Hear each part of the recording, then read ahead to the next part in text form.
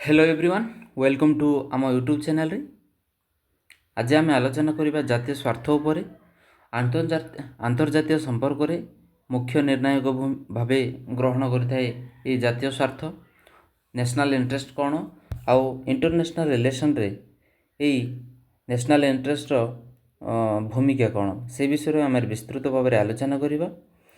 या केवल +3 second year third same पाई उद्दिष्ट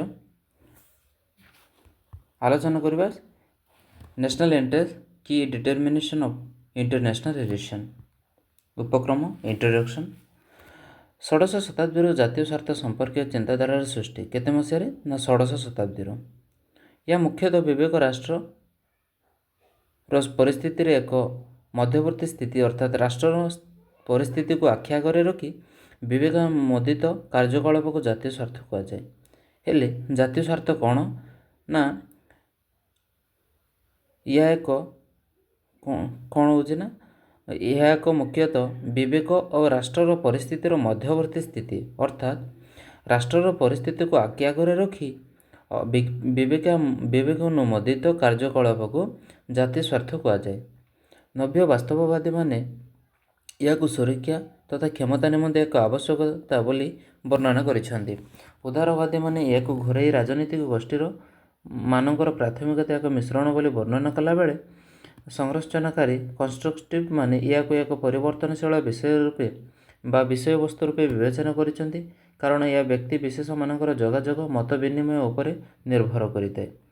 जातीय स्वार्थ को चिन्हट करने निमंते राष्ट्र जातीय स्वार्थ चिन्हट करने राष्ट्र निमंते एक आवश्यकता तथापि प्राथमिक स्तर में या विश्लेषण एक मापकाठी रूपे उभय मनोनिरपेक्ष ऑब्जेक्टिव मनोगत बा सब्जेक्टिव वैज्ञानिक माने संतुष्ट हो पारि नथिले।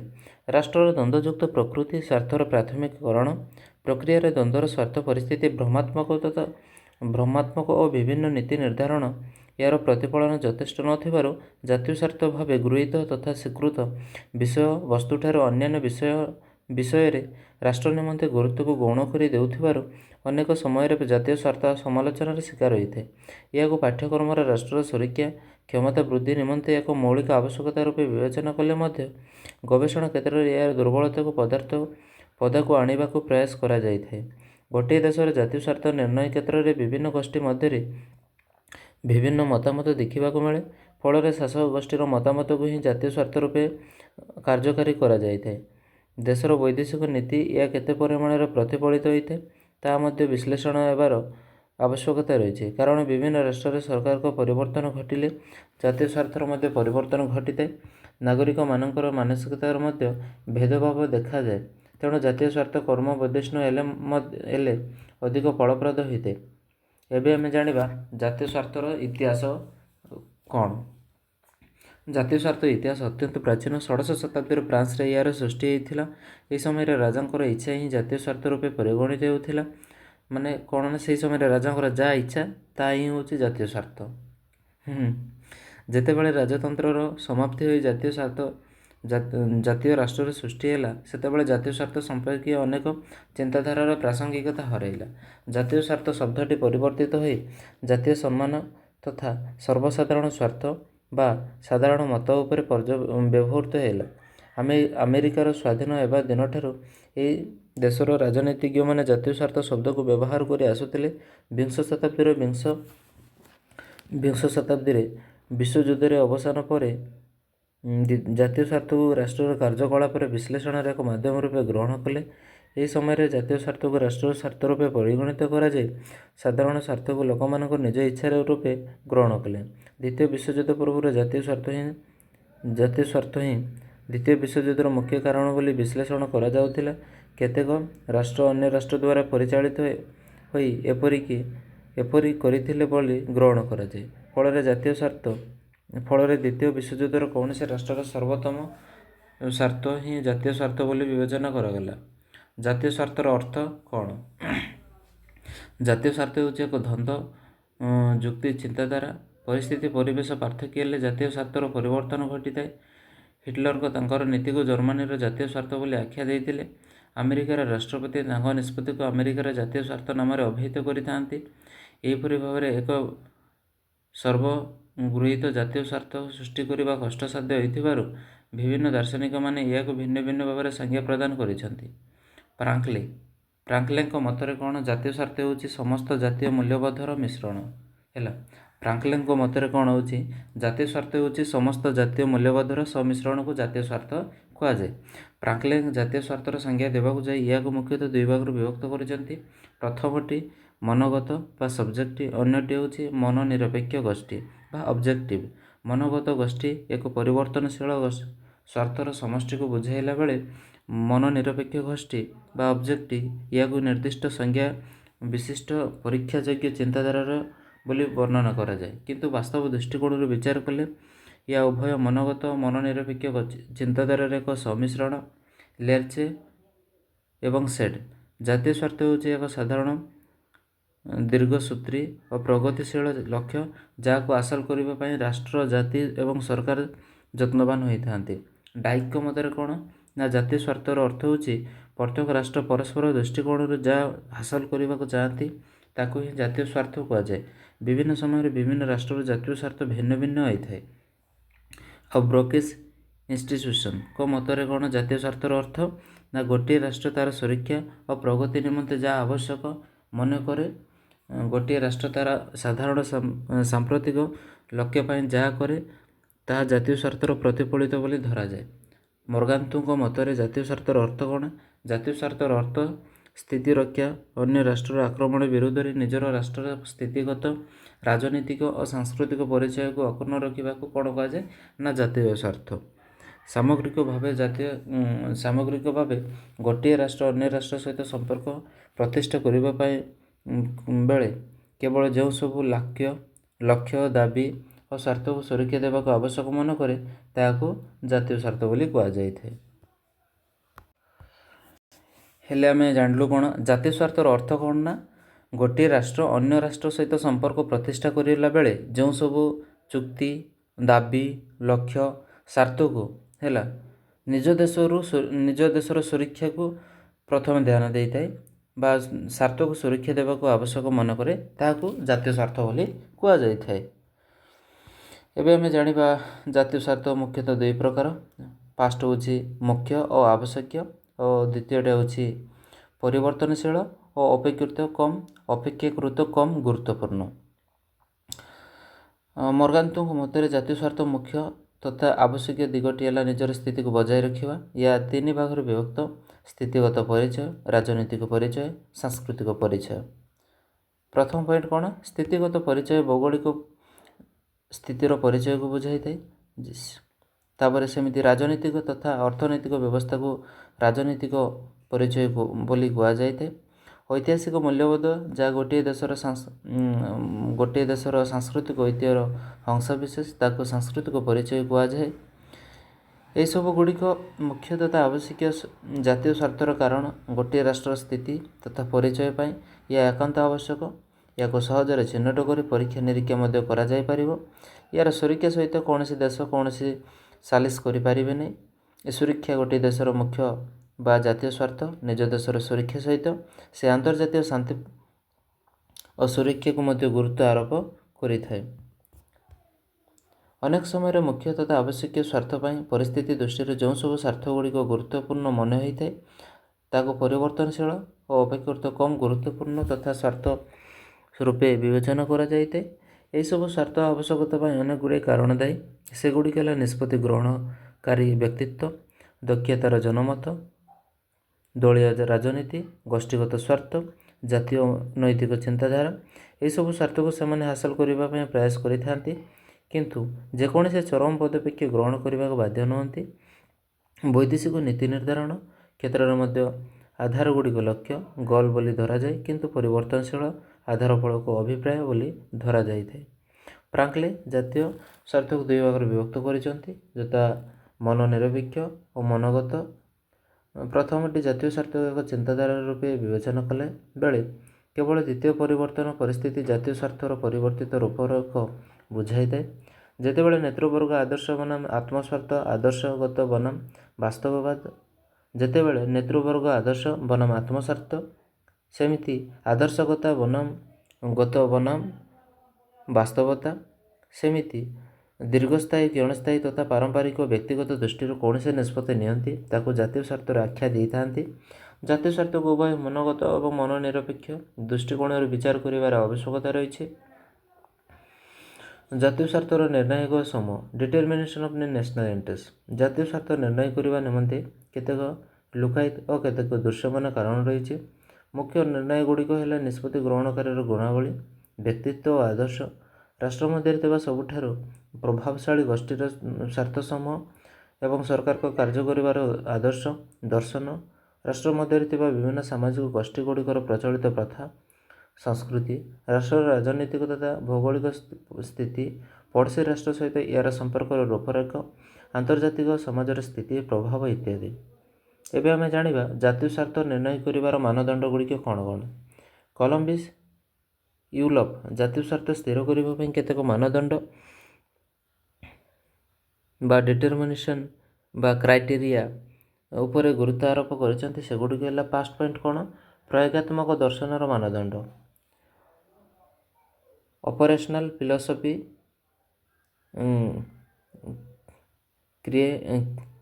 କ୍ରାଇଟେରିଆ।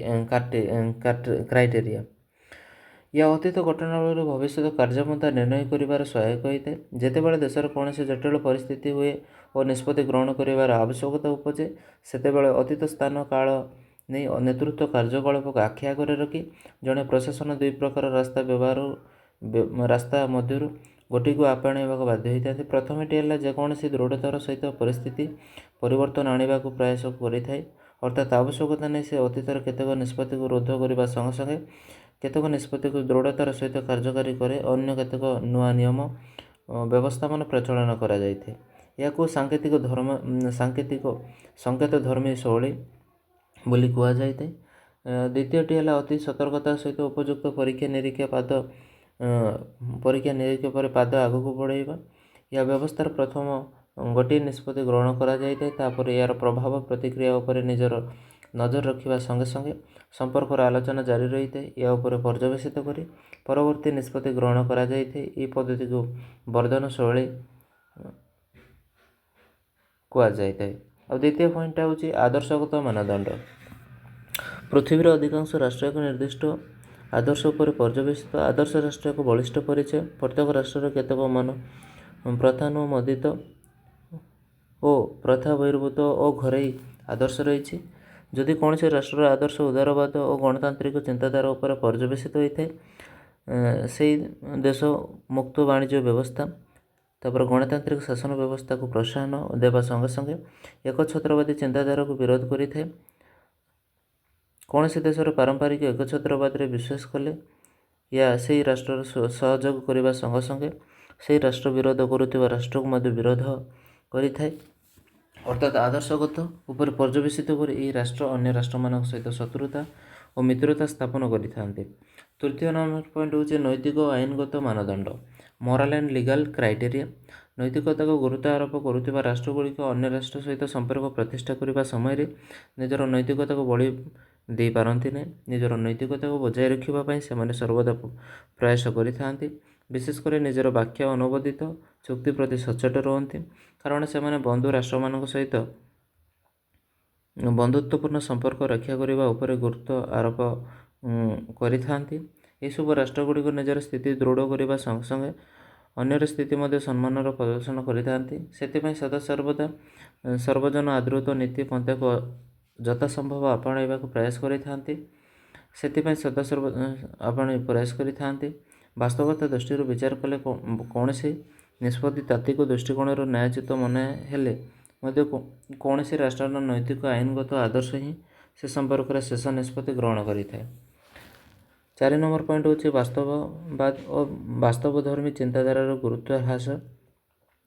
ଜଣେ ଭାବାବେଗ ବିହୀନ ବୃତ୍ତିଧାରୀ କୌଣସି ବିଷୟରେ ତା'ର ଭଲମନ୍ଦ ଆଦର୍ଶଗତ ଦୃଷ୍ଟିକୋଣ, ତା'ର କାର୍ଯ୍ୟକାରିତା ଅନ୍ୟାନ୍ୟ ବ୍ୟବସ୍ଥାପିକ ଚିନ୍ତାଧାରା ଦ୍ୱାରା ପ୍ରଭାବିତ ହୁଏ ନାହିଁ। ସେ ତା'ର ବୃତ୍ତିକୁ ଅଧିକ ଗୁରୁତ୍ୱ ଦେଇଥାଏ।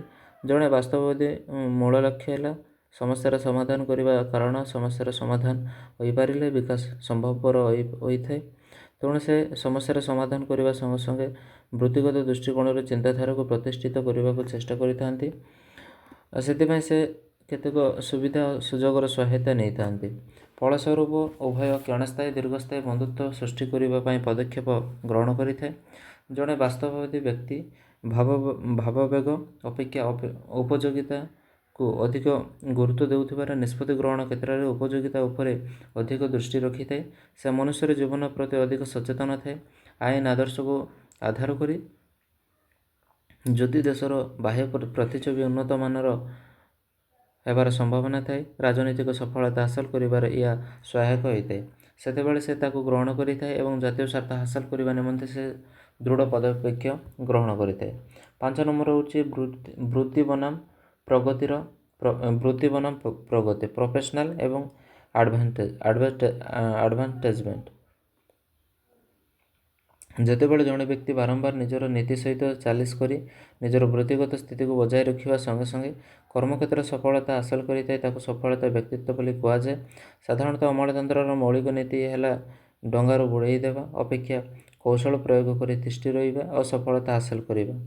ଅର୍ଥାତ୍ ଆଗକୁ ବଢ଼ିବାକୁ ହେଲେ ଅନ୍ୟମାନଙ୍କ ସହିତ କୌଶଳପୂର୍ଣ୍ଣ ସମ୍ପର୍କ ରକ୍ଷା କରିବା ଏକାନ୍ତ ଆବଶ୍ୟକ।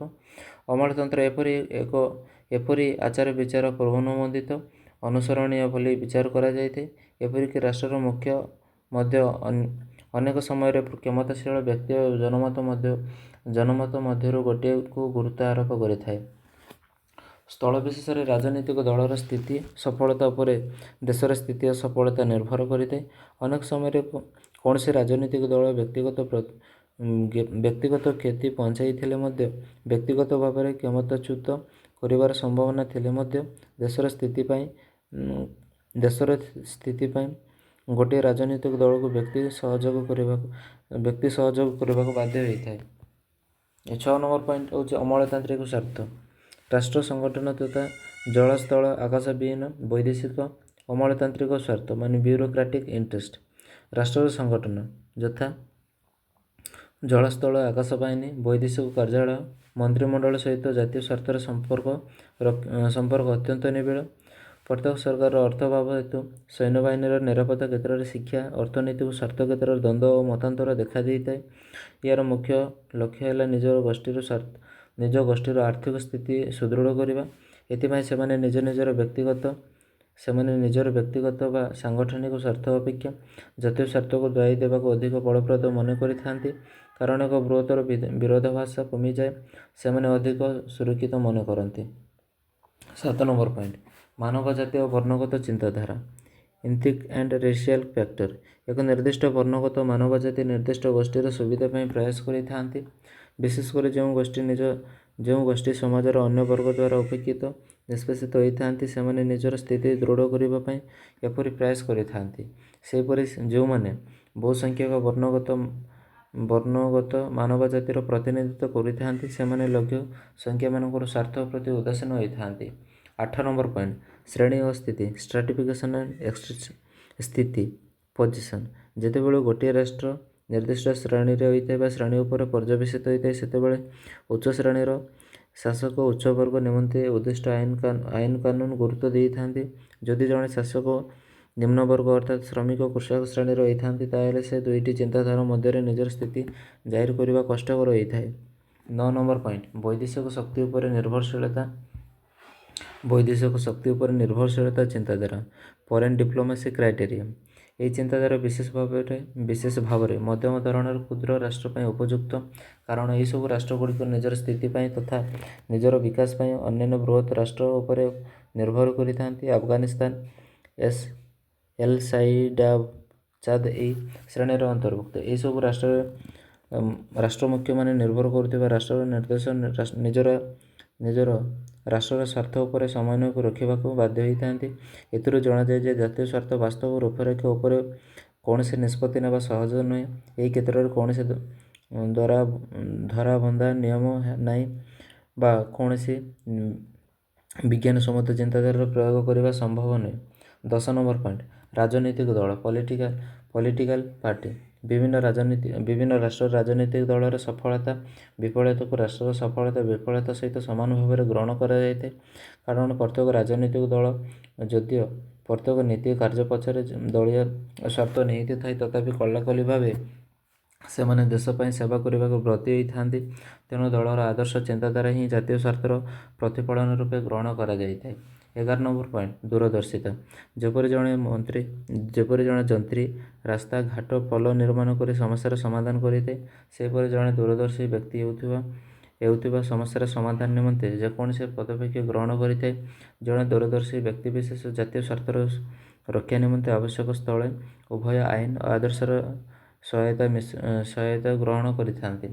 ସାମଗ୍ରିକ ଭାବେ ଜାତୀୟ ସ୍ୱାର୍ଥ ହେଉଛି ରାଷ୍ଟ୍ରର ସମସ୍ତ ଦାବି, ଲକ୍ଷ୍ୟ, ଇଚ୍ଛା, ସ୍ୱାର୍ଥର ସମୂହ ଯାହାକୁ ଅନ୍ୟ ରାଷ୍ଟ୍ର ସହ ସମ୍ପର୍କ ରଖିବା ସମୟରେ ସେ ସୁରକ୍ଷା ଦେବାକୁ ପ୍ରୟାସ କରିଥାନ୍ତି।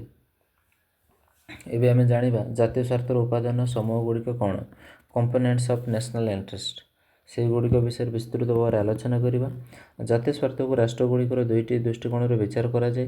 ପ୍ରଥମ ହେଉଛି ଆବଶ୍ୟକୀୟ ଓ ଗୁରୁତ୍ୱପୂର୍ଣ୍ଣ ଜାତୀୟ ସ୍ୱାର୍ଥ। ସେକେଣ୍ଡ ପଏଣ୍ଟ ହେଉଛି ପରିବର୍ତ୍ତନଶୀଳ ବା ଗୌଣ ଜାତୀୟ ସ୍ୱାର୍ଥ। ମର୍ଗାନ୍ଥାଉଙ୍କ ମତରେ ଯେଉଁ ମୁଖ୍ୟ ସ୍ୱାର୍ଥଗୁଡ଼ିକ ରାଷ୍ଟ୍ର ତା'ର ସ୍ଥିତି ଓ ପରିଚୟ ପାଇଁ ସୁରକ୍ଷିତ ରଖିବାକୁ ଇଚ୍ଛା କରେ ତାକୁ ମୁଖ୍ୟ ବା ଗୁରୁତ୍ୱପୂର୍ଣ୍ଣ ଜାତୀୟ ସ୍ୱାର୍ଥ କୁହାଯାଏ। ଏହାକୁ ସେ ତିନି ଭାଗରେ ବିଭକ୍ତ କରିଛନ୍ତି। ପ୍ରାକୃତିକ ପରିଚୟ ଫିଜିକାଲ ଆଇଡେଣ୍ଟିଟି, ଦୁଇ ହେଉଛି ରାଜନୈତିକ ପରିଚୟ ପଲିଟିକାଲ ଆଇଡେଣ୍ଟିଟି, ତିନି ହେଉଛି ସାଂସ୍କୃତିକ ପରିଚୟ କଲଚରାଲ ଆଇଡେଣ୍ଟିଟି, ଚାରି ହେଉଛି କଲଚରାଲ ଆଇଡେଣ୍ଟିଟି, ଆଉ ଚାରି ହେଉଛି ଭୌଗୋଳିକ ପରିଚୟ ବା ଜୋଗ୍ରାଫିକାଲ ଆଇଡେଣ୍ଟିଟି। ହେଉଛି ପ୍ରାକୃତିକ ପରିଚୟ ବା ଫିଜିକାଲ ଆଇଡେଣ୍ଟିଟି। ରାଜନୈତିକ ଓ ଅର୍ଥନୈତିକ ପରିଚୟ ହେଉଛି ରାଜନୈତିକ ପରିଚୟ ଯେଉଁ ସବୁ ଐତିହାସିକ ମୂଲ୍ୟବୋଧ ପରମ୍ପରା ଉପରେ ଗୋଟିଏ ଦେଶର ତିଷ୍ଠି ରହିଛି ତାହା ହେଉଛି ସାଂସ୍କୃତିକ ପରିଚୟ। ଗୋଟିଏ ରାଷ୍ଟ୍ର ସ୍ଥିତି ତା ଉପରେ ନିର୍ଭର କରୁଥିବାରୁ ଏଗୁଡ଼ିକୁ ମୁଖ୍ୟ ଜାତୀୟ ସ୍ୱାର୍ଥ କୁହାଯାଏ। ଏହାଦ୍ୱାରା ଗୋଟିଏ ରାଷ୍ଟ୍ର ସହଜରେ ନିଜର ପରିଚୟ ସୃଷ୍ଟି କରିପାରେ। କୌଣସି ରାଷ୍ଟ୍ର ବିରୋଧ ସମ୍ପର୍କରେ କୌଣସି ନିଷ୍ପତ୍ତି ଗ୍ରହଣ କରିବାକୁ ଗଲେ ସେ ମୌଳିକ ବା ମୁଖ୍ୟ ଜାତୀୟ ସ୍ୱାର୍ଥର ସୁରକ୍ଷା ପ୍ରତି ସଜାଗ ରହିଥାଏ। ଗୋଟିଏ ରାଷ୍ଟ୍ର ନିଜର ସୁରକ୍ଷାକୁ ମଜବୁତ କରିବା ପାଇଁ ବୈଦେଶିକ ନୀତି ନିର୍ଦ୍ଧାରଣ କରିଥାଏ। ସମ୍ପ୍ରତି ଆନ୍ତର୍ଜାତୀୟ ଶାନ୍ତି ସୁରକ୍ଷା ପାଇଁ ରାଷ୍ଟ୍ରଗୁଡ଼ିକର ଜାତୀୟ ସ୍ୱାର୍ଥ ସ୍ଥିର କରିଥାନ୍ତି। ପ୍ରତ୍ୟେକ ରାଷ୍ଟ୍ର ଆବଶ୍ୟକ ସ୍ଥଳେ ନିଜର ମୁଖ୍ୟ ସ୍ୱାର୍ଥର ସୁରକ୍ଷା ପାଇଁ ଯୁଦ୍ଧ କରିବାକୁ ପଶ୍ଚାତପଦ ହୋଇନଥାନ୍ତି। ଯେଉଁ ସବୁ ଜାତୀୟ ସ୍ୱାର୍ଥଗୁଡ଼ିକ ପାରିପାର୍ଶ୍ୱିକ ପରିସ୍ଥିତି ହେତୁ ମୌଳିକ ସ୍ୱାର୍ଥର ସୁରକ୍ଷା ପାଇଁ ଆବଶ୍ୟକୀୟ ନ ଥାଏ ତାହାକୁ ଗୌଣ ଜାତୀୟ ସ୍ୱାର୍ଥ କୁହାଯାଏ। ଏହାର ନିର୍ଣ୍ଣାୟକ ମାନେ ହେଲେ ନିଷ୍ପତ୍ତି ଗ୍ରହଣକାରୀ ଜନମତ, ଦଳୀୟ ରାଜନୈତିକ ଗୋଷ୍ଠୀଗତ ସ୍ୱାର୍ଥ ଓ ରାଜନୈତିକ ଅର୍ଥନୈତିକ କାର୍ଯ୍ୟକଳାପ। ଏଗୁଡ଼ିକ ହେଉଛି ରାଷ୍ଟ୍ରର ସେହି ସବୁ ସ୍ୱାର୍ଥ ଯାହାକୁ ପୂରଣ କରିବା ପାଇଁ ପ୍ରୟାସ ଜାରି ରଖିଥିଲେ ମଧ୍ୟ ଏଥି ନିମନ୍ତେ ଯୁଦ୍ଧ କରିବାକୁ ପ୍ରସ୍ତୁତ ହୁଅନ୍ତି ନାହିଁ। ମୁଖ୍ୟ ସ୍ୱାର୍ଥ ଗୁଡ଼ିକ ରାଷ୍ଟ୍ରର ବୃହତ୍ତର ଲକ୍ଷ୍ୟ ହେବା ବେଳେ ଗୌଣ ସ୍ୱାର୍ଥ ଗୁଡ଼ିକ ବୈଦେଶିକ ନୀତି ନିର୍ଦ୍ଧାରଣରେ ସହାୟକ ହୋଇଥାନ୍ତି। ଭିଭି ଡାଏକ୍ ଏହାର ବିଭକ୍ତିକରଣ କରିବାକୁ ଯାଇ ସମୃଦ୍ଧି, ଶାନ୍ତି, ଆଦର୍ଶ, ନ୍ୟାୟ, ସମ୍ମାନ, କ୍ଷମତାର ଲିପ୍ସା ଏହାର ଅନ୍ତର୍ଭୁକ୍ତ କରିଛନ୍ତି। ଯଦିଓ ରାଷ୍ଟ୍ରଗୁଡ଼ିକ ନିଜର ପରିବର୍ତ୍ତିତ ପରିସ୍ଥିତିକୁ ନେଇ ଏହାର ବର୍ଣ୍ଣନା କରିଥାନ୍ତି ତଥାପି ପ୍ରତ୍ୟେକ ରାଷ୍ଟ୍ର ନିମନ୍ତେ ଏହା ପ୍ରାୟତଃ ସମାନ।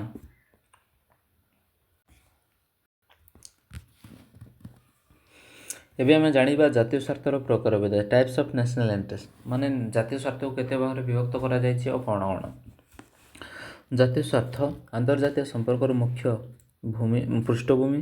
ଏହା ଆଧାରରେ ବୈଦେଶିକ ନୀତି ନିର୍ଦ୍ଧାରଣ ହୋଇଥାଏ। ପ୍ରତ୍ୟେକ ସ୍ୱାଧୀନ ରାଷ୍ଟ୍ର ନିଜର ଜାତୀୟ ସ୍ୱାର୍ଥକୁ ଆଖି ଆଗରେ ରଖି ବୈଦେଶିକ ନୀତି ନିର୍ଦ୍ଧାରଣ କରିଥାନ୍ତି। ନିଜର ସର୍ବାଧିକ ସ୍ୱାର୍ଥ ହାସଲ ନିମନ୍ତେ ରାଷ୍ଟ୍ରଗୁଡ଼ିକ ବିଦେଶୀ ରାଷ୍ଟ୍ରମାନଙ୍କ ସହିତ ସମ୍ପର୍କ ରୂପରେଖ ନିମନ୍ତେ କୌଶଳ ଗ୍ରହଣ କରିଥାନ୍ତି। କିନ୍ତୁ ଜାତୀୟ ସ୍ୱାର୍ଥର ବାସ୍ତବ ରୂପରେଖ ସ୍ଥିର କରିବା ବହୁତ କଷ୍ଟସାଧ୍ୟ। କାରଣ ବିଭିନ୍ନ ରାଜନୈତିକ ଦଳ ଭିନ୍ନ ଭିନ୍ନ ପ୍ରଶାସନର ଜାତୀୟ ସ୍ୱାର୍ଥର ପ୍ରାଥମିକତା ଅନେକ ତାରତମ୍ୟ ଦେଖାଯାଏ। ଏହା ସତ୍ତ୍ୱେ ଜାତୀୟ ସ୍ୱାର୍ଥ ହିଁ ରାଷ୍ଟ୍ରର ନିଷ୍ପତ୍ତି ଏବଂ ରାଜନୈତିକ ଆଚାର ବ୍ୟବହାର ପ୍ରତିଫଳିତ ହୋଇଥାଏ। ରାଜନୈତିକ ଦଳଗୁଡ଼ିକ ମଧ୍ୟ ଜାତୀୟ ସ୍ୱାର୍ଥର ଆଧାରରେ ସେମାନେ ନିଷ୍ପତ୍ତି ଯଥାର୍ଥକୁ ପ୍ରତିଫଳିତ କରିବାକୁ ପ୍ରୟାସ କରିଥାନ୍ତି। ଏହାର ଉଦାହରଣ ଦେଇ କଲମ୍ବସ୍ ଉଲ୍ଫ ବର୍ଣ୍ଣନା କରିଛନ୍ତି ଯେ ବର୍ଣ୍ଣନା କରିଛନ୍ତି ଯେ ପେଲୋପେଲିଆନ ଫେନ୍ସିଆର ଯୁଦ୍ଧ ସିସିଲିର ଭୂମିକା ଆଥେନ୍ସ ଦ୍ୱାରା ପ୍ରରୋଚିତ ଥିଲା ଏବଂ ଏହା ଆଥେନ୍ସର ଜାତୀୟ ସ୍ୱାର୍ଥ ନିମନ୍ତେ ଉଦ୍ଦିଷ୍ଟ ଥିଲା ବୋଲି ପଡାଇସ୍ ମତ ପ୍ରଦାନ କରିଥିଲେ। ରୁଷିଆ ଅଭିଯାନ ଆରମ୍ଭ କରିବା ପଛରେ ଫ୍ରାନ୍ସର ସ୍ୱାର୍ଥ ନିହିତ ଥିଲା ବୋଲି ନେପୋଲିଆନ ମତବ୍ୟକ୍ତ କରିଥିଲେ। ହିଟଲର ମଧ୍ୟ ନିଜର କାର୍ଯ୍ୟକଳାପ ପଛରେ ଜର୍ମାନୀର ସ୍ୱାର୍ଥ ରହିଛି ବୋଲି ଯୁକ୍ତି ଦର୍ଶାଇଥିଲେ। ବିଭିନ୍ନ ରାଷ୍ଟ୍ରର ବିଭିନ୍ନ ପ୍ରକାର ଜାତୀୟ ସ୍ୱାର୍ଥକୁ ଏକତ୍ରିତ କରି 6 ପ୍ରକାର ଜାତୀୟ ସ୍ୱାର୍ଥ ସମ୍ପର୍କରେ ସୂଚନା ଦେଇଛନ୍ତି। ସେଗୁଡ଼ିକ ହେଲା ପ୍ରାଥମିକ ସ୍ୱାର୍ଥ, ଯେଉଁ ସ୍ୱାର୍ଥଗୁଡ଼ିକ ଗୋଟିଏ ରାଷ୍ଟ୍ରର ମୂଳ ଏବଂ ଏହା ରାଷ୍ଟ୍ରର ପରିଚୟ ସହିତ ସମ୍ପୃକ୍ତ ତାହାକୁ ପ୍ରାଥମିକ ସ୍ୱାର୍ଥ କୁହାଯାଏ। ଏହା ରାଷ୍ଟ୍ରର ଶାରୀରିକ, ରାଜନୈତିକ, ସାଂସ୍କୃତିକ ପରିଚୟକୁ ବୁଝାଇଥାଏ। 2 ନମ୍ବର ହେଉଛି ସହକାରୀ ସ୍ୱାର୍ଥ। ଏହା ପ୍ରାଥମିକ ସ୍ୱାର୍ଥଠାରୁ ଅପେକ୍ଷାକୃତ ଭାବରେ କମ୍ ଗୁରୁତ୍ୱପୂର୍ଣ୍ଣ ମନେ ହେଲେ ମଧ୍ୟ ରାଷ୍ଟ୍ର ସ୍ଥିତିରେ ଏହାର ଏକ ଗୁରୁତ୍ୱପୂର୍ଣ୍ଣ ଭୂମିକା ରହିଛି। ବିଦେଶରେ ନାଗରିକମାନଙ୍କୁ ସୁରକ୍ଷା ପ୍ରଦାନ କରିବା ଏବଂ କୂଟନୈତିକ ଅଧିକାରୀମାନଙ୍କୁ ଉପଯୁକ୍ତ ସୁରକ୍ଷା ପ୍ରଦାନ କରିବା ଏଥିରେ ଅନ୍ତର୍ଭୁକ୍ତ ହୋଇଥାଏ। ତୃତୀୟ ପଏଣ୍ଟ ହେଉଛି ସ୍ଥାୟୀ ସ୍ୱାର୍ଥ। ରାଷ୍ଟ୍ରର ଦୀର୍ଘସ୍ଥାୟୀ ବା ସମୟ ସାପେକ୍ଷ ସ୍ୱାର୍ଥ ଏଥିରେ ଅନ୍ତର୍ଭୁକ୍ତ। ସ୍ଥାୟୀ ସ୍ୱାର୍ଥ ଅର୍ଥରେ ସହଜରେ କୌଣସି ବୁଝାମଣା ବା ପରିବର୍ତ୍ତନ ସମ୍ଭବପର ହୋଇପାରେ ନାହିଁ। 4 ନମ୍ବର ପଏଣ୍ଟ ହେଉଛି ପରିବର୍ତ୍ତନଶୀଳ ସ୍ୱାର୍ଥ। ଏକ ନିର୍ଦ୍ଦିଷ୍ଟ ପରିସ୍ଥିତିରେ ରାଷ୍ଟ୍ରର ଉନ୍ନତି ନିମନ୍ତେ ଏହି ସମସ୍ତ ସ୍ୱାର୍ଥ ଅତ୍ୟନ୍ତ ଗୁରୁତ୍ୱପୂର୍ଣ୍ଣ। ଅନେକ ସମୟରେ ଏ ପ୍ରକାର ସ୍ୱାର୍ଥ ପ୍ରାଥମିକ ଓ ସ୍ଥାୟୀ ସ୍ୱାର୍ଥଠାରୁ ଅଲଗା ହୋଇପାରେ।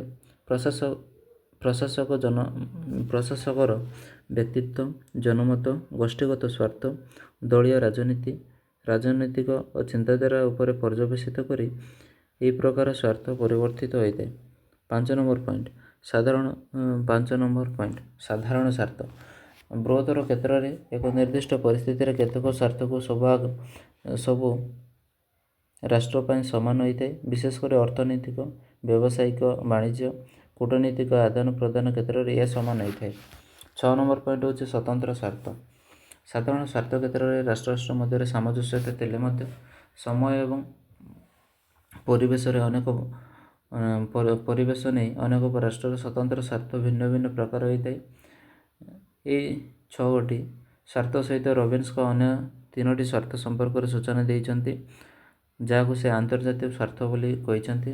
ସେଗୁଡ଼ିକ ହେଲା ସମଧର୍ମୀ ସ୍ୱାର୍ଥ। କେତେକ ରାଷ୍ଟ୍ରର ସ୍ୱାର୍ଥ ବିଭିନ୍ନ ଦୃଷ୍ଟିକୋଣରେ ସମାନ ହୋଇଥାଏ। ଏହା ରାଜନୈତିକ, ଅର୍ଥନୈତିକ, ଭୌଗୋଳିକ କାରଣ ଉପରେ ପର୍ଯ୍ୟବେସିତ ହୋଇପାରେ। ଦ୍ୱିତୀୟ ପଏଣ୍ଟ ହେଉଛି ସହଯୋଗୀ ସ୍ୱାର୍ଥ।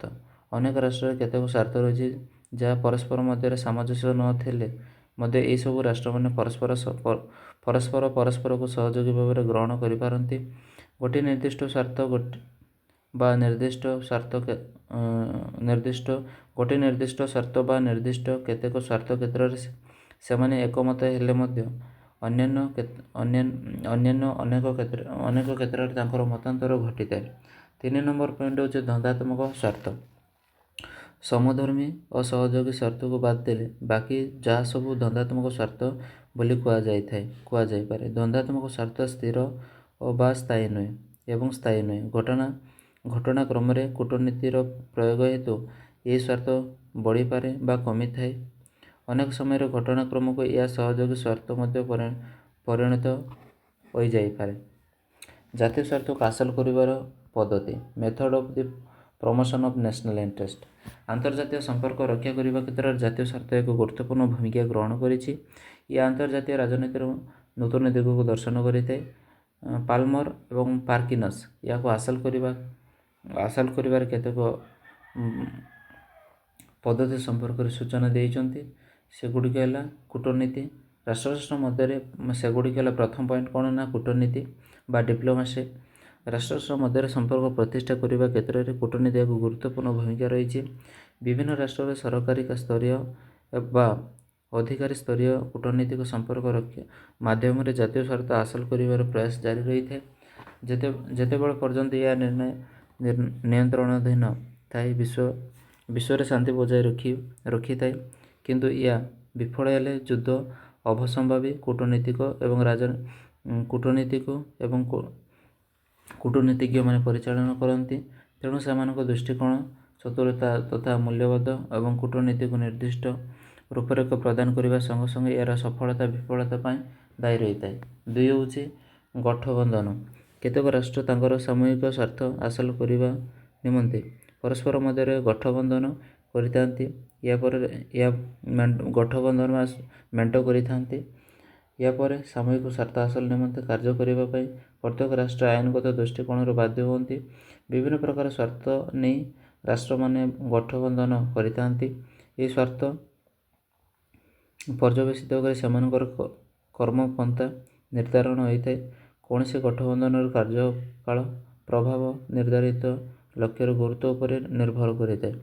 3 ନମ୍ବର ପଏଣ୍ଟ, ପ୍ରଚାର। ଆଧୁନିକ ଯୁଗରେ ଜାତୀୟ ସ୍ୱାର୍ଥ ହାସଲ ନିମନ୍ତେ ପ୍ରଚାର ହେଉଛି ଏକ ବଳିଷ୍ଠ ମାଧ୍ୟମ। ବିଜ୍ଞାନର ଅଗ୍ରଗତି ଘଟିବା ସଙ୍ଗେ ସଙ୍ଗେ ପ୍ରଚାରର ଅନେକ ମାଧ୍ୟମରେ ସୃଷ୍ଟି ହୋଇଛି। ରାଷ୍ଟ୍ରମାନେ ମଧ୍ୟ ପ୍ରଚାର ନିମନ୍ତେ ନିଜ ନିଜର ବ୍ୟବସ୍ଥାମାନ ସୃଷ୍ଟି କରିଛନ୍ତି। କୌଣସି ବ୍ୟକ୍ତିବିଶେଷ ବା କୌଣସି ରାଷ୍ଟ୍ରକୁ କୌଣସି କାର୍ଯ୍ୟ କରିବା ପାଇଁ ପ୍ରବର୍ତ୍ତାଇବା ନିମନ୍ତେ ପ୍ରଚାର ଏକ ବଳିଷ୍ଠ ମାଧ୍ୟମ। ଦ୍ୱିତୀୟ ବିଶ୍ୱଯୁଦ୍ଧ ପରେ ଶୀତଳ ଯୁଦ୍ଧ ଚାଲୁ ରହିଥିବା ବେଳେ ପ୍ରଚାର ଏକ ଗୁରୁତ୍ୱପୂର୍ଣ୍ଣ ଭୂମିକା ଗ୍ରହଣ କରିଥିଲା। 4 ନମ୍ବର ପଏଣ୍ଟ ହେଉଛି ମନସ୍ତାତ୍ତ୍ୱିକ ଏବଂ ରାଜନୈତିକ ଯୁଦ୍ଧ। ମନୁଷ୍ୟର ମନସ୍ତତ୍ତ୍ୱରେ ପରିବର୍ତ୍ତନ ନିମନ୍ତେ ମାନସିକ ଯୁଦ୍ଧର ଆବଶ୍ୟକତା ରହିଛି। ଲିନେ ବର୍ଜରଙ୍କ ମତରେ ମନସ୍ତାତ୍ତ୍ୱିକ ରାଜନୈତିକ, ଅର୍ଥନୈତିକ, ସାମରିକ କ୍ଷେତ୍ରରେ ପ୍ରୟୋଗକୁ ମନସ୍ତାତ୍ତ୍ୱିକ ଯୁଦ୍ଧ କୁହାଯାଏ। କିନ୍ତୁ ଯେତେବେଳେ ଯୁଦ୍ଧ ମାଧ୍ୟମରେ କୌଣସି ଦେଶକୁ ଦୁର୍ବଳ କରିବାର ପ୍ରୟାସ କରାଯାଇଥାଏ ସେତେବେଳେ ତାହାକୁ ରାଜନୈତିକ ଯୁଦ୍ଧ କୁହାଯାଏ। ବନ୍ଧୁତ୍ୱବଶତଃ ପ୍ରରୋଚନାକୁ ରାଜନୈତିକ ଯୁଦ୍ଧ କୁହାଯାଇ ପାରିବ ନାହିଁ, କିନ୍ତୁ କୂଟନୀତି ପ୍ରଚାରକୁ ଏହା ଅନ୍ତର୍ଭୁକ୍ତ କରାଯାଇପାରେ। ସାମ୍ପ୍ରତିକ ଅର୍ଥନୈତିକ ପଦ୍ଧତି ବା ଅର୍ଥନୈତିକ ସ୍ୱାର୍ଥର ଆଦାନ ପ୍ରଦାନ ମାଧ୍ୟମରେ ଏହା ରାଜନୈତିକ ଯୁଦ୍ଧ ସମ୍ଭବପର ହୋଇଥାଏ। 5 ନମ୍ବର ପଏଣ୍ଟ ହେଉଛି ଅର୍ଥନୈତିକ ପଦ୍ଧତି। ରାଷ୍ଟ୍ରମାନେ ନିଜର ଜାତୀୟ ସ୍ୱାର୍ଥ ହାସଲ ନିମନ୍ତେ ନିଜ ନିଜର ସ୍ୱତନ୍ତ୍ର ପଦ୍ଧତି ଅନୁସରଣ କରିଥାନ୍ତି। ଅନେକ ରାଷ୍ଟ୍ର ସେମାନଙ୍କର ଅର୍ଥନୈତିକ କାର୍ଯ୍ୟକ୍ରମକୁ ଏପରି ଭାବରେ କାର୍ଯ୍ୟକାରୀ କରିଥାନ୍ତି ଯେ ଯାହାଦ୍ୱାରା ସେମାନେ ଅନ୍ୟ କେତେକ ରାଷ୍ଟ୍ର ଉପରେ ନିୟନ୍ତ୍ରିତ ଜାରି ରଖିବା ସଙ୍ଗେ ସଙ୍ଗେ ଅନ୍ୟ କେତେକ ରାଷ୍ଟ୍ରକୁ ପରୋକ୍ଷ ଭାବରେ ତଥା ପ୍ରତ୍ୟକ୍ଷ ଭାବରେ ପ୍ରତିରୋଧ କରିଥାନ୍ତି। ରାଷ୍ଟ୍ରମାନେ ନିଜର ଜାତୀୟ ସ୍ୱାର୍ଥକୁ ସୁରକ୍ଷା ନିମନ୍ତେ ଅର୍ଥନୈତିକ ପଦ୍ଧତି ଉଭୟ ଯୁଦ୍ଧ ଶାନ୍ତି ସମୟରେ କାର୍ଯ୍ୟକାରୀ କରିଥାନ୍ତି। 6 ନମ୍ବର ପଏଣ୍ଟ, ସାମ୍ରାଜ୍ୟବାଦ ଏବଂ ଉପନିବେଶବାଦ। ଜାତୀୟ ସ୍ୱାର୍ଥ ହାସଲ ନିମନ୍ତେ ସାମ୍ରାଜ୍ୟବାଦ ଓ ଉପନିବେଶବାଦ ଏକ ବଳିଷ୍ଠ ମାଧ୍ୟମ। 16ଶ ଶତାବ୍ଦୀରୁ ଆରମ୍ଭ କରି ବିଂଶ ଶତାବ୍ଦୀର ମଧ୍ୟଭାଗ ପର୍ଯ୍ୟନ୍ତ ଏହା ଆଦୃତ ହେଉଥିଲା। ଦ୍ୱିତୀୟ ବିଶ୍ୱଯୁଦ୍ଧ ପରେ ପୃଥିବୀର ଅଧିକାଂଶ ରାଷ୍ଟ୍ର ଏପରିକି ପାଶ୍ଚାତ୍ୟ ରାଷ୍ଟ୍ରମାନେ ମଧ୍ୟ ସୋଭିଏତ ରୁଷିଆର ପ୍ରଭାବ ପ୍ରତି ସଚେତନ ଥିଲେ। ସମ୍ପ୍ରତି ଅଧିକାଂଶ ରାଷ୍ଟ୍ରମାନେ ମନେ କରନ୍ତି ଯେ ସାମ୍ରାଜ୍ୟବାଦ ଓ ଉପନିବେଶବାଦର ଅବସାନ ଘଟିଛି, କିନ୍ତୁ ବାସ୍ତବରେ ଏହା ଭିନ୍ନ ରୂପରେ ପ୍ରକାଶିତ ହୋଇଛି। 7 ନମ୍ବର ପଏଣ୍ଟ, ପ୍ରରୋଚନାତ୍ମକ ପଦ୍ଧତି ଏବଂ ଯୁଦ୍ଧ। ଦ୍ୱିତୀୟ ବିଶ୍ୱଯୁଦ୍ଧ ପରେ ପୃଥିବୀର ଯୁଦ୍ଧର ରୂପରେଖରେ ଅନେକ ପରିବର୍ତ୍ତନ ଆସିଛି। ପ୍ରରୋଚନା ମାଧ୍ୟମରେ ଅନ୍ୟ ରାଷ୍ଟ୍ରକୁ ପ୍ରଭାବିତ କରିବା ଏକ ଅତ୍ୟନ୍ତ ସାଧାରଣ ପଦ୍ଧତି, କିନ୍ତୁ ପ୍ରରୋଚନା ନିମନ୍ତେ ବ୍ୟବହୃତ ହେଉଥିବା ଅସ୍ତ୍ରର ରୂପରେଖ ବିଭିନ୍ନ ସମୟରେ ଭିନ୍ନ ହୋଇଥାଏ। ବିଶେଷ କରି ବିଭିନ୍ନ ଉପାୟରେ ସେମାନେ ପଡ଼ୋଶୀ ରାଷ୍ଟ୍ରମାନଙ୍କର ଅର୍ଥନୈତିକ ସ୍ଥିତିକୁ ଦୁର୍ବଳ କରିବା ପାଇଁ ପ୍ରୟାସ କରିଥାନ୍ତି। ଏହାକୁ ଯୁଦ୍ଧର ପ୍ରାଥମିକ ସ୍ତର କହିଲେ ଅତ୍ୟୁକ୍ତି ହେବ ନାହିଁ। 8 ନମ୍ବର ପଏଣ୍ଟ ହେଉଛି କୂଟନୀତିଜ୍ଞ ପ୍ରେରଣା। ଜାତୀୟ ସ୍ୱାର୍ଥ କ୍ଷେତ୍ରରେ ସହଯୋଗ ପ୍ରତିଷ୍ଠା କରି ବୁଝାମଣା ନିମନ୍ତେ ରାଷ୍ଟ୍ରମାନେ ବିଭିନ୍ନ ଦେଶକୁ କୂଟନୀତିଜ୍ଞମାନଙ୍କୁ ପ୍ରେରଣ କରିଥାନ୍ତି। ଯେଉଁସବୁ କ୍ଷେତ୍ରରେ ସହଯୋଗ ସ୍ଥାପନ ସମ୍ଭବପର ହେବ, ଏହି କ୍ଷେତ୍ର ସ୍ଥିର କରି ବୁଝାମଣା ସର୍ତ୍ତାବଳୀ ସ୍ଥିର କରନ୍ତି ଏବଂ ଉଭୟ ରାଷ୍ଟ୍ର ମଧ୍ୟରେ ସମ୍ପର୍କକୁ ମଜବୁତ କରିବା ଗୁରୁତ୍ୱପୂର୍ଣ୍ଣ ଭୂମିକା ଗ୍ରହଣ କରିଥାନ୍ତି। ଆନ୍ତର୍ଜାତୀୟ ସ୍ୱାର୍ଥ, ଇଣ୍ଟରନ୍ୟାସନାଲ ଇଣ୍ଟରେଷ୍ଟ କ'ଣ, ସେ ବିଷୟରେ ଏବେ ଆଲୋଚନା କରିବା। ଏହି 6 ପ୍ରକାର ଜାତୀୟ ସ୍ୱାର୍ଥ ବ୍ୟତୀତ ଟି.ଡବ୍ଲ୍ୟୁ. ରବିନସନ 3 ପ୍ରକାର ଆନ୍ତର୍ଜାତୀୟ ସ୍ୱାର୍ଥ ଇଣ୍ଟରନ୍ୟାସନାଲ ଇଣ୍ଟରେଷ୍ଟ ସମ୍ପର୍କରେ ସୂଚନା ଦେଇଛନ୍ତି। ସେଗୁଡ଼ିକ ହେଲା ସମାନ, ଆଇଡେଣ୍ଟିକାଲ, ସମାନ ସ୍ୱାର୍ଥ, ସହଯୋଗୀ ସ୍ୱାର୍ଥ, ଦ୍ୱନ୍ଦାତ୍ମକ ସ୍ୱାର୍ଥ। ସମାନ ସ୍ୱାର୍ଥକୁ ଆଇଡେଣ୍ଟିକାଲ ଇଣ୍ଟରେଷ୍ଟ, ସହଯୋଗୀ ସ୍ୱାର୍ଥକୁ କମ୍ପ୍ଲିମେଣ୍ଟାରୀ ସ୍ୱାର୍ଥ ଇଣ୍ଟରେଷ୍ଟ କୁହାଯାଏ। ଆଉ ଦ୍ୱନ୍ଦାତ୍ମକ ସ୍ୱାର୍ଥକୁ କନଫ୍ଲିକ୍ଟିଂ ଇଣ୍ଟରେଷ୍ଟ ବୋଲି କୁହାଯାଇଥାଏ। ଯେଉଁ ସବୁ ସ୍ୱାର୍ଥ ଗୁଡ଼ିକ ଅନେକ ରାଷ୍ଟ୍ର ଗ୍ରହଣ କରନ୍ତି କିନ୍ତୁ ତାକୁ ସମାନ ସ୍ୱାର୍ଥ ବୋଲି କୁହାଯାଇଥାଏ। ଯେଉଁ ସବୁ ରାଷ୍ଟ୍ର ଗୁଡ଼ିକ ସମାନ ନ ହେଲେ ମଧ୍ୟ ଚାଉ ପରେ କାଉ ମଣା ସମ୍ଭବପର ହୋଇଥାଏ ତାକୁ ସହଯୋଗୀ ସ୍ୱାର୍ଥ କୁହାଯାଏ। ଯେଉଁ ସବୁ ସ୍ୱାର୍ଥ ଗୁଡ଼ିକ ଦୁଇ ପ୍ରକାର ଭେଦରେ ଅନ୍ତର୍ଭୁକ୍ତ ନୁହେଁ ତାକୁ ଦ୍ୱନ୍ଦାତ୍ମକ ସ୍ୱାର୍ଥ ବୋଲି କୁହାଯାଏ। ଏହି ବିଭକ୍ତିକରଣ ସ୍ୱୟଂ ସମ୍ପୂର୍ଣ୍ଣ ନୁହେଁ। ଏହା ତିନି ପ୍ରକାର ସ୍ୱାର୍ଥ ପରସ୍ପର ମଧ୍ୟରେ ପରିବର୍ତ୍ତିତ ହୁଅନ୍ତି। ଟି.ଡବ୍ଲ୍ୟୁ. ରବିନସନଙ୍କ ଦ୍ୱାରା ପ୍ରଦତ୍ତ 6 ପ୍ରକାର ବିଶିଷ୍ଟ ବିଭକ୍ତିକରଣ ଜାତୀୟ ରାଷ୍ଟ୍ରମାନଙ୍କର ଜାତୀୟ ସ୍ୱାର୍ଥକୁ ବିଶ୍ଳେଷଣ କରିବାରେ ସହାୟକ ହୋଇଥାଏ। ଏହା ଥିଲା ଆମର ଜାତୀୟ ସ୍ୱାର୍ଥ ବିଷୟଟି। ଆପଣମାନେ ଜାଣିପାରୁଥିବେ ବା ବୁଝିପାରୁଥିବେ ଏହି ବିଷୟ ଉପରେ। ଯଦି କିଛି ବି ବୁଝାପଡ଼ୁନି ତାହେଲେ ତୁମେ କମେଣ୍ଟ ମାଧ୍ୟମରେ ଫିଡ଼ବ୍ୟାକ୍ ଲେଖିପାରିବ। ଆମେ କିଛି ଚେଞ୍ଜେସ୍ ଆଣିପାରିବା ଯାହାଦ୍ୱାରା ପଢ଼ାରେ